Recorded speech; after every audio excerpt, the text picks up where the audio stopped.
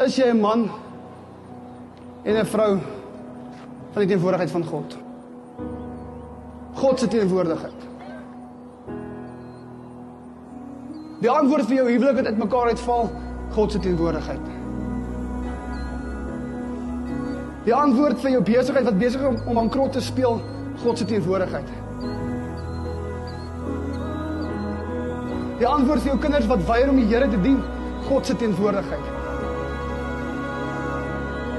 Jy wat sukkel met angs en depressie en hopeloosheid en vrees, God se teenwoordigheid. God se teenwoordigheid is die oplossing, kerk. God se teenwoordigheid is die plek waartoe ek en jy moet hardloop, heel eerste. Dis daar waar ons bekragtig word, bemagtig word om te floreer in Jesus naam.